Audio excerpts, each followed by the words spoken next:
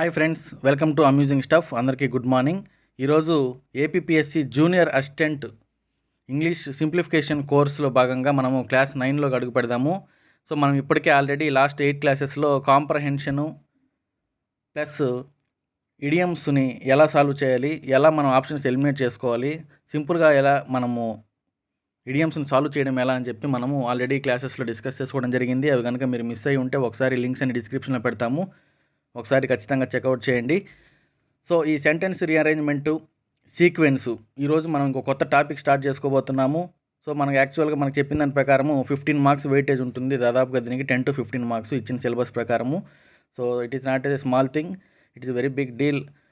So క్లాసులోకి వెళ్ళే ముందు మనం రీసెంట్గా amusing stuff online study circle అనే దాన్ని లాంచ్ చేసాము. ఆల్రెడీ చాలామందికి తెలుసు దీని గురించి, చాలా జాయినింగ్స్ కూడా వచ్చున్నాయి.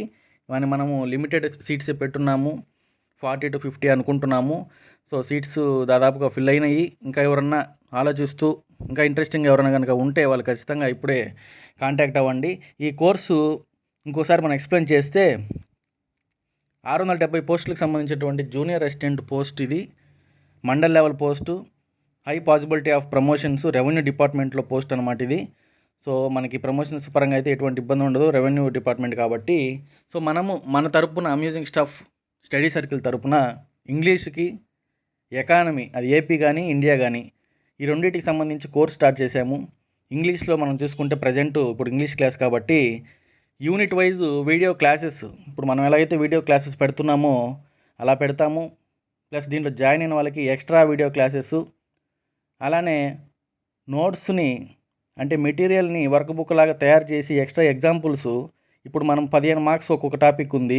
సో 15 మార్క్స్ టాపిక్ ఉన్నప్పుడు 2-3 వీడియోలు మనకి సరిపోకపోవచ్చు, అంటే మీకు అర్థం కాకపోవచ్చు, ఎక్స్ట్రా వర్కౌట్ చేయాల్సి వస్తుందన్నమాట. సో అప్పుడు మీకు ఎక్స్ట్రా ఒక 200-300 ఎగ్జాంపుల్స్ మేము ప్రింట్ తీసి మీకు పోస్టల్ ద్వారా పంపిస్తాం అనమాట.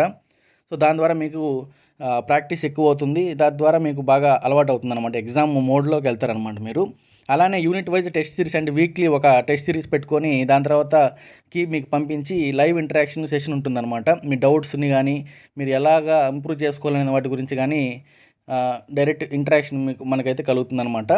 So next individual doubts clarification అదే చెప్పింది. ఇప్పుడు AP related topics are given more importance, అంటే ఎకానమీ రిలేటెడ్గా ఏపీకి సంబంధించి, ఇండియాకి సంబంధించి కరెంట్ అఫైర్స్ కానీ, స్కీమ్స్ కానీ ఇవన్నీ కూడా దాంట్లో కవర్ చేస్తాం అనమాట. Next comprehensive coverage of the syllabus through 5 grand tests, అంటే టోటల్ ఇప్పుడు మనకి ఇంగ్లీష్ మొత్తం అయిపోయిన తర్వాత ఒక 5 గ్రాండ్ టెస్టులు పెట్టుకుంటాము. ఎగ్జామ్ ఓరియంటెడ్గా previous questions, SSC, CGL, CHSL, CAT, bank ఇలాంటి ఎగ్జామ్స్ నుంచి ప్రీవియస్ క్వశ్చన్స్ మనం తీసుకొని వచ్చి ఇంకా ఎక్స్ట్రా స్టాండర్డ్తో మనము ఇవ్వడం జరుగుతుంది. వాటికి సంబంధించి కూడా సేమ్ ఇంటరాక్షన్ సెషన్స్ అన్నీ ఉంటాయి. సో ఇప్పటికే ఇందాక చెప్పినట్టు జాయినింగ్స్ జరుగుతున్నాయి. సో కోర్స్ ఫీజు ఇక్కడ మీరు చూస్తున్నారు. మీరు కనుక కాంటాక్ట్ అవ్వాలి, ఇంట్రెస్ట్ ఉంది అనుకుంటే 9441541828 ఇక్కడ మీకు స్క్రీన్ మీద కనపడుతున్న నెంబర్ని ఒకసారి కాంటాక్ట్ అవ్వండి. మీకైతే లాస్ట్గా ఒకటి చెప్తున్నాను, ఇంగ్లీష్కి సంబంధించి 75 మార్కులు అనేది గుర్తుపెట్టుకోవాలి. 300లో 75 మార్కులు అంటే 25% of the marks is in English, అంటే ఇంగ్లీషు అంత మార్కుని కలిగి ఉంది. సో మీరు తెలుగు మీడియం ఉండొచ్చు, ఇంగ్లీష్ మీడియం ఉండొచ్చు, ఎప్పుడో 10th చదువుకొని ఉండొచ్చు.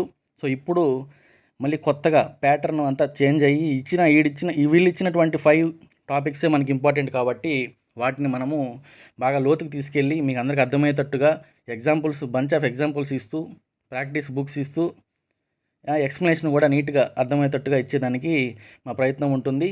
మీకు ఇంగ్లీష్ పరంగా అయితే ఎటువంటి డోకా ఉండదు, ఎకానమీ, ఏపీ, ఇండియా వీటికి సంబంధించి కూడా ఎటువంటి డోకా ఉండదు. సో మా మీద నమ్మకం పెట్టుకోవచ్చు, కోర్సులు అయితే జాయిన్ అవ్వండి.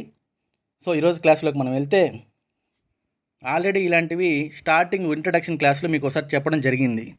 అంటే క్వశ్చన్స్ ఎలా ఉంటాయని ఎగ్జాంపుల్స్ పరంగా నేను చెప్పేది. సో ఇక్కడ మనం చూసుకుంటే ఇది సీక్వెన్స్ లేదంటే సెంటెన్స్ రీఅరేంజ్మెంట్ అంటాం అనమాట. ఎందుకంటే సెంటెన్స్ని అటు ఇటుకు మార్చి జంబుల్ చేసి మనకి ఇస్తుంటారు అనమాట. సో దాన్ని పీక్యూఆర్ఎస్ అని హెడ్డింగ్ పెట్టేస్తారు, దాన్ని మనం అరేంజ్ చేయాలి యాక్చువల్గా. సో ఇక్కడ మనం చూసుకుంటే ఫస్ట్ వాళ్ళు ఇచ్చిన వరుసగా ఆర్డర్ మనం చదువుకుంటూ పోదాం ముందు, అంటే కొన్నిటికి మొత్తం అలా చదివితే ఏముంటే మీనింగ్ ఉండదు కాబట్టి. ఫస్ట్ వాళ్ళే కొంచెం మనకి ఇస్తారనమాట. I think what the rest of the world can is that conservation learn from this actually works. ఇది ఖచ్చితంగా మనకి మీనింగ్ డిఫరెంట్గా ఉంది. యాక్చువల్గా ఇది వర్స్ కొన్నిటికి ఏంటంటే డైరెక్ట్గా వరుసగా చదువుకుంటూ పోయినా మనకు మీనింగ్ సెట్ అయిపోతుంది కాబట్టి PQRS ఇచ్చేస్తారు ఆన్సర్ను. కానీ ఇక్కడ అలా కాదు. సో ఇక్కడ మనం ఏం చేయాలంటే ఇప్పుడు ఆప్షన్స్లోకి వెళ్ళే ముందు first I think what the rest of the world అనేదంతా మనకి స్టార్ట్ అవుతుంది అనమాట. Rest of the world learn from this is that conservation actually works అని. కన్జర్వేషన్ ఆఫ్ నేచర్ కానీ ఏదైనా కానీ కన్జర్వేషన్ యాక్చువల్లీ వర్క్స్ అనేది రెస్ట్ ఆఫ్ ద వరల్డ్ అంటే కొరవ ప్రపంచం మొత్తం కూడా తెలుసుకోవచ్చు అనేది మనకి ఇక్కడ మీనింగ్ అనమాట. సో మనం ఇప్పుడు దీని మొత్తాన్ని ఒక సెంటెన్స్ రూపంలో మనం రాసుకోవడం కానీ ఏదైనా చేసుకోవాలా మీ నోట్స్లో. I think what the rest of the world can learn from this is that conservation actually works. దీనికి ఇది ఆన్సరు. సో మనము ఆప్షన్స్ పరంగా కూడా రివర్స్లో వెళ్తే ఇక్కడ ఇచ్చిన ఆప్షన్స్ని బట్టి ఒక్కొక్కటి పెట్టుకుంటూ పోవాలన్నమాట. ఐ థింక్ వాట్ ద ఇప్పుడు బి ఆప్షన్ చూద్దాము. I think what the rest of the world can learn from this. ఇది కూడా రెండు ఆప్షన్స్ సేమ్ ఉన్నాయి. సో ఇది చిన్న మిస్టేక్ అయి ఉండొచ్చు. సో ఏబీ పెట్టిన వాళ్ళు ఇద్దరు రెండు కూడా కరెక్టే. సో మనకి ఇక్కడ సి ఆప్షన్ తీసుకుంటే ఫస్ట్ ఆర్తో స్టార్ట్ అవుతుంది అన్నాడు. I think what the learn from this. I think what the learn from this అనేది ఖచ్చితంగా wrong. I think what we can learn, what we learn అనే ఫ్రేమ్తో కనుక మనకు వచ్చుంటే వీ కెన్ కానీ అలా లేదు ఇక్కడ sentence. I think what the learn from this, that is obviously wrong. So మనకి సి ఆప్షన్ కొట్టేయచ్చు. డి ఆప్షన్ మనం చూసుకుంటే I think what the actually works, what the actually works learn from this is the conversation rest of the world. Completely wrong. మనకి జనరల్గా బేసిక్గా చదివిన అర్థమైపోతుంది అనమాట. So first option మనం చూసుకున్నప్పుడే దీన్ని ఖచ్చితంగా కొట్టేయచ్చు అనమాట. I think what the actual works అనేది ఖచ్చితంగా రాంగు. సో ఫస్ట్ దానికి ఏ ఆన్సర్ బి పెట్టిన వాళ్ళు కూడా కరెక్టే. సో నెక్స్ట్ సెకండ్ మనం తీసుకుంటే when the carpenter finished his work and appreciated him for his work to inspect the house his employer కేము. So మనం వీటి మీనింగ్ ఏముండదు, అందుకే జస్ట్ చదువుకుంటూ పోతున్నాను. ఒకసారి మీరు చదువు కన్నా ఇంటే బాగుంటుందని కొంతమంది చెప్తున్నారనమాట. మన వేలో మనం ఎలా చెప్తామనే దాన్ని బట్టి మన టీచింగ్ స్టైల్ ఎలా ఉంటుంది కాబట్టి. సో ఇక్కడ ఆప్షన్స్ నుంచి మనం పోదామని అనుకుంటే when the carpenter to inspect the house, when the carpenter came to inspect అనేది ఏదైనా ఉంటే సరే, టు ఇన్స్పెక్ట్ అనేది తప్పు. సో ఆర్తో స్టార్ట్ అయిన తప్పు. When the carpenter finished his work, okay, carpenter పని ఏంటంటే వర్క్ చేయడము, ఫినిష్ తర్వాత హిజ్ ఎంప్లాయర్ కేమ్, ఆయనకి పనిలో పెట్టినటువంటి వ్యక్తి వచ్చాడు.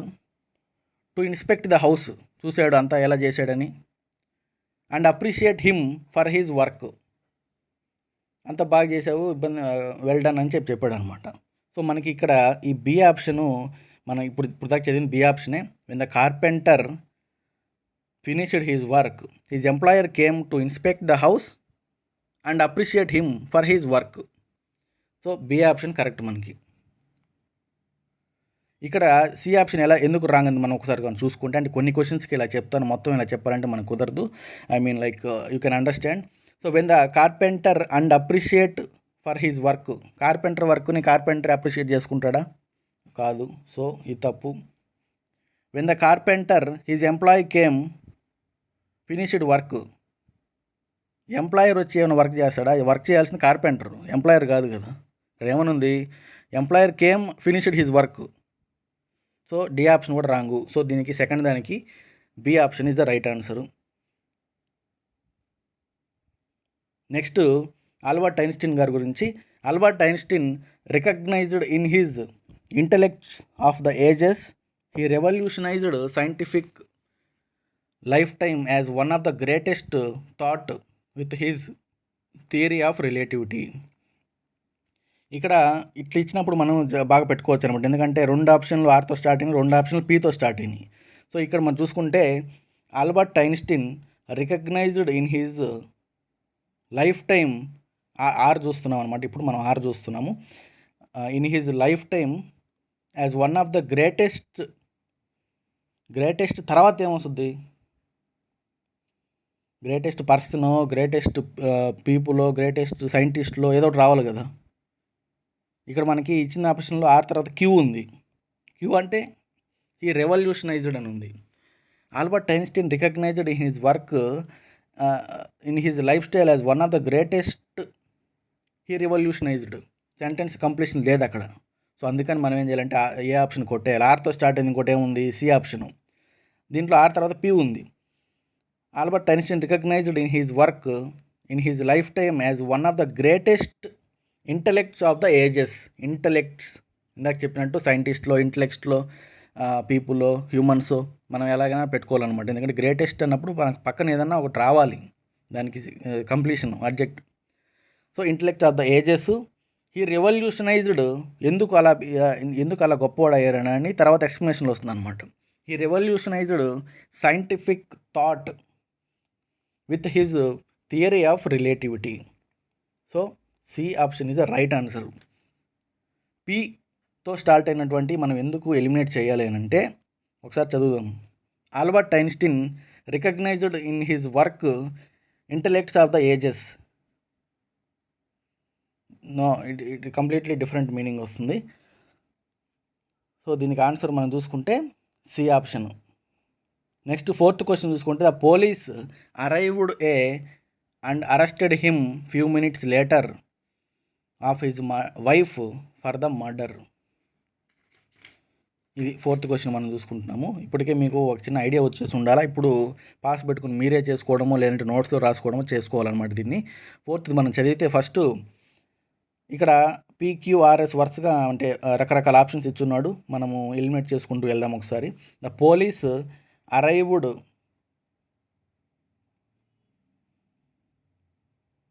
Few minutes later. క్యూ తీసుకుంటే మనము police arrived a few minutes later. Okay, ఇది వినటానికి బాగానే ఉంది, ఎందుకంటే పోలీసు వాళ్ళు కొంచెం లేట్గా వచ్చారు అనేది. బి ఆప్షన్ చూద్దాము. Police arrived a for the murder. యాడికి వచ్చారా? సో అది రాంగ్. ఎస్ తప్పు. Police arrived a and arrested him. Arrived at the house and arrested him రావాలి మామూలుగా. Arrived a and arrested him రాదు. Police arrived a of his wife, ఇది కూడా wrong మనకి. సో ఇక్కడ మనం చూసుకుంటే ఆబ్వియస్ ఇదే ఆన్సర్ అయిపోవాలి. ఫస్ట్ ఆప్షన్తోనే ఆన్సర్ని మనం ఇప్పుడు ఎలా కనుగొన్నాం అనేది మీరు ఒకసారి గమనించాలి. ఇలానే ఉంటుంది, చాలా క్వశ్చన్స్ ఇలానే ఉంటాయి. ఎస్ఎస్సి స్టాండర్డ్ అంటున్నారు కాబట్టి సింపుల్గానే ఉండొచ్చు. ఏదో 1-2 అటు తగులుతాయి మనకి, అవి కూడా మనం కవర్ చేద్దాం, ఎటువంటి ప్రాబ్లం లేదు. సో ఇక్కడ మనం మిగతా అది కూడా చదివితే ఒకసారి మనకి సెంటెన్స్ మీనింగ్ రావాలి కాబట్టి police arrived a few minutes later and arrested him for the murder of his wife. A option is the right answer. Next fifth question మీరు చేయండి. స్వామి వివేకానంద వాజే పి ఆప్షను. పీతో చేసుకుంటే వాజే అని చెప్పినప్పుడు ఏదో ఒకటి రావాలి, అంటే కాకుండా అండ్ కాంట్రిబ్యూటెడ్ అనేది తప్పు, పి తప్పు. Swami Vivekananda was major force అది ఓకే. ఎస్తో ఉన్నట్టు ఓకే అన్నట్టుగానే ఉన్నాయి. Major force. ఇప్పుడు ఇటు చూస్తే 2 ఆప్షన్స్ బీసీలో ఫస్ట్ 2 ఆప్షన్స్ సేమ్ ఉన్నాయి. So Swami Vivekananda was a major force in the revival of Hinduism in India. ఆడ వరకు 2 సేమ్ ఉన్నాయి. ఓకే, దాని తర్వాత మనం చూసుకుంటే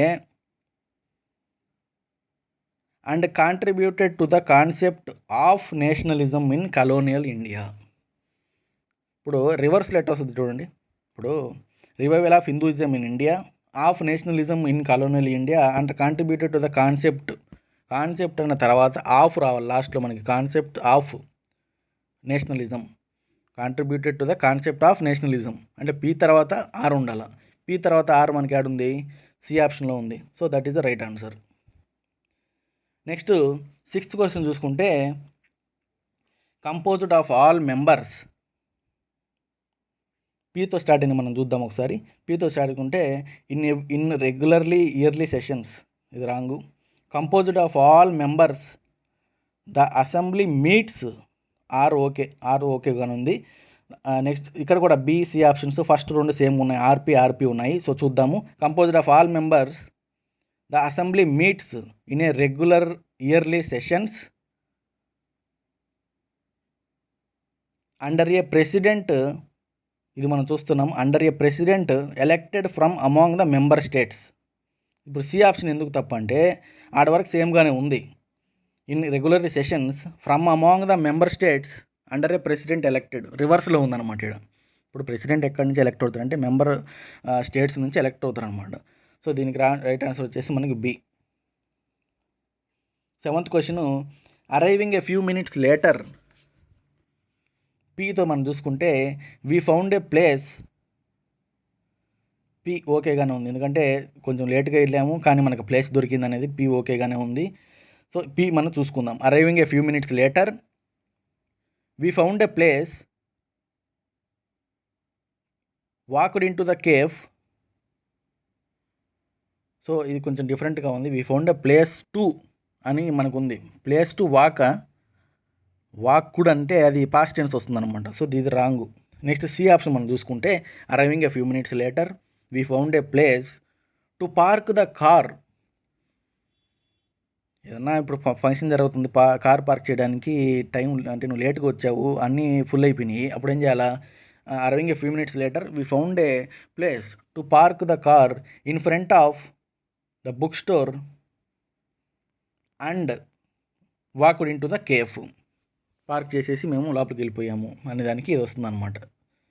నెక్స్ట్ 8th క్వశ్చన్ చూసుకుంటే just then I heard a telephone ringing, I turn to that phone on the table but there was no sound అంటాం. ఇక్కడ కూడా మనము ఆప్షన్స్ పెట్టుకుంటూ పోదాము. Just then I heard a telephone ringing. Okay, ఇది మటు ఖచ్చితంగా మనకి అర్థమైపోతుంది. నువ్వు ఏమి విన్నావు? టెలిఫోన్ రింగింగ్ అనే దాన్ని, అంటే ఫోన్ రింగ్ అయ్యేదాన్ని విన్నావు. సో పీ ఓకే, మిగతా అన్ని మనము అడ్డంగా కొట్టేయచ్చు. సో ఇక్కడితో మీకు ఆప్షన్ ఇంకా చూడబోలే కొరవదు కూడా, ఎందుకంటే just when I heard telephone ringing. ఇక్కడ ఎస్ అంటే when I heard but there was no sound. ఏం విన్నావు? ఏదో ఒకటి విన్నావు అని చెప్పాలి కదా ముందు. సో ఇక్కడ మనం చూసుకుంటే completion just then I heard a telephone ringing, I turn to the phone on the table but there was no sound అంట. అంటే ఏదో సౌండ్ ఫోన్ రింగ్ అయినట్టుగా కనపడింది, ఆమె టేబుల్ మీద ఉన్నటువంటి ఫోన్ పట్టుకొని చూస్తే మనకి ఏది సౌండ్ లేదు అనేది ఇక్కడ మనకి తెలుగు మీనింగ్ అనమాట. సో మనము తెలుగులో కూడా మార్చుకొని దీన్ని మనం అన్వయించుకోవచ్చు అనమాట.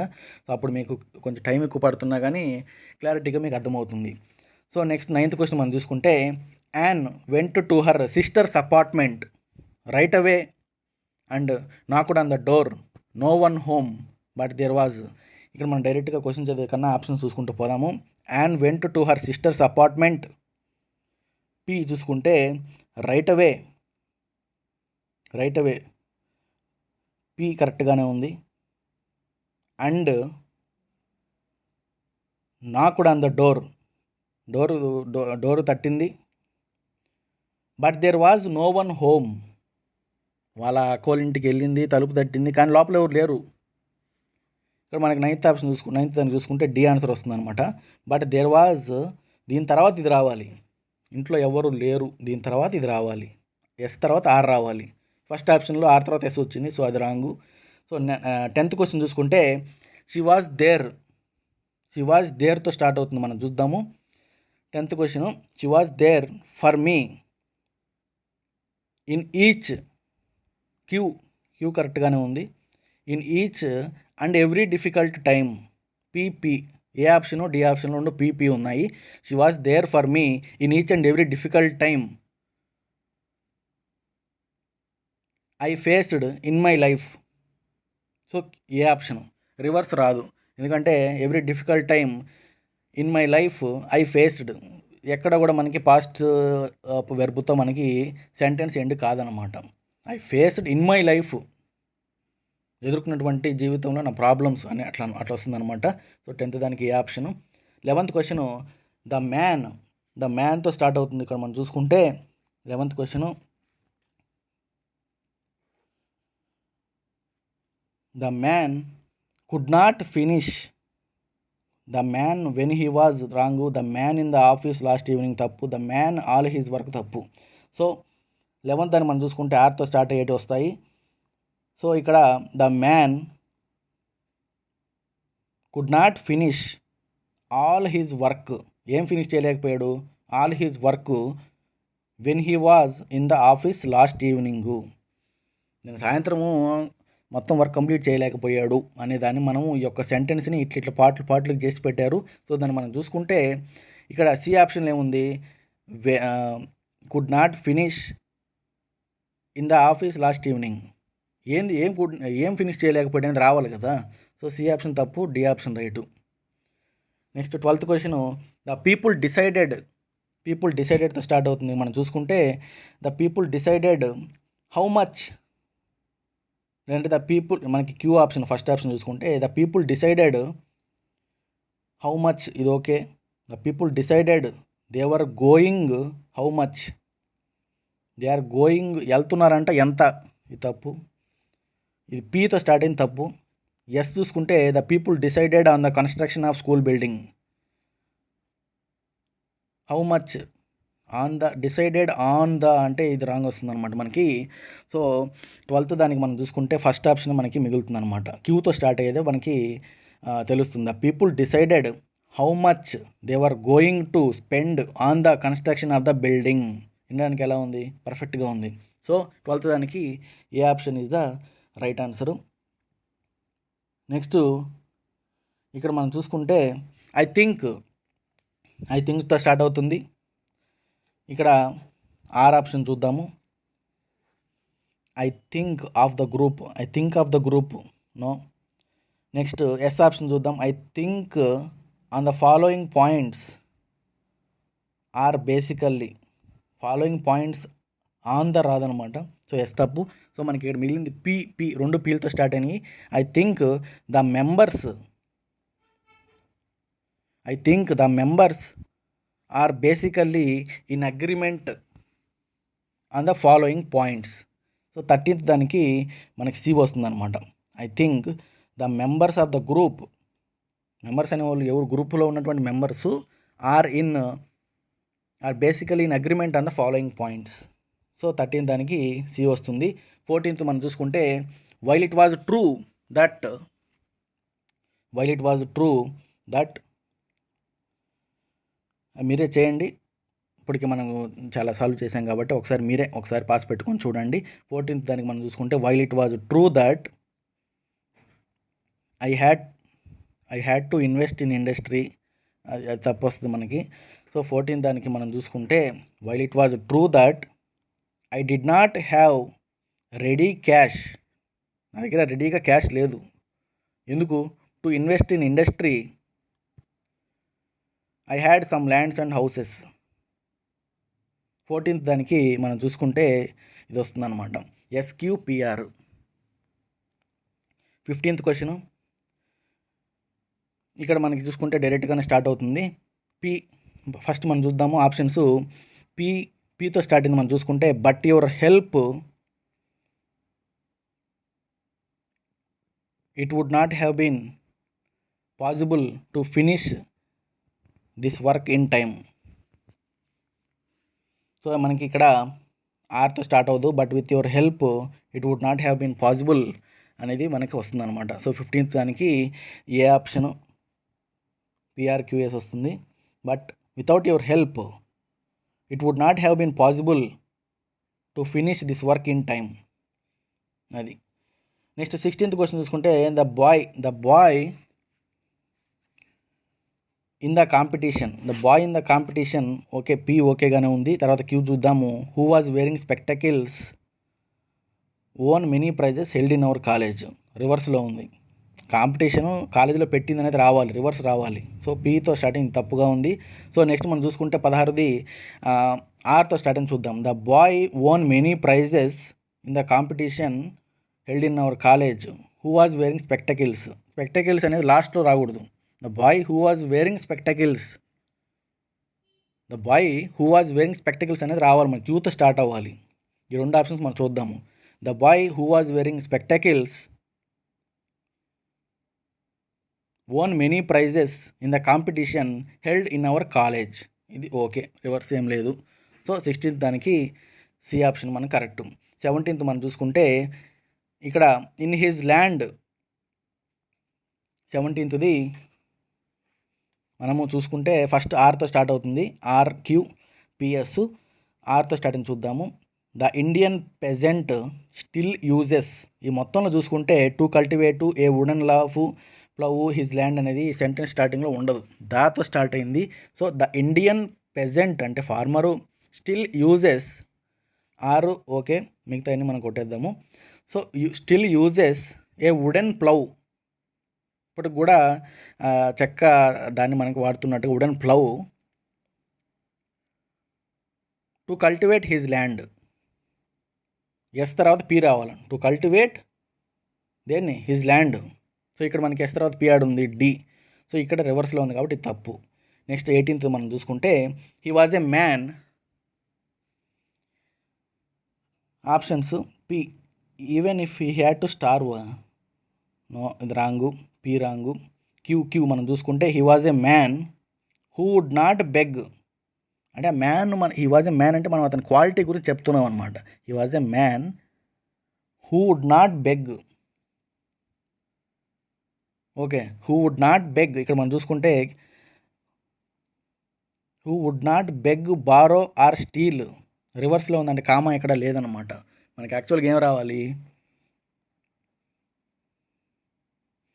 ఇక్కడ మనం చూసుకుంటే he was a man who would not beg, borrow or steal from anyone even if he had to starve, అంటే ఆకలితో చచ్చిపోతున్నా కానీ ఎవరి దగ్గర అతను దొంగతనం చేయడు, అప్పు తెచ్చుకోడు, మనకి అడుక్కోడు అనమాట.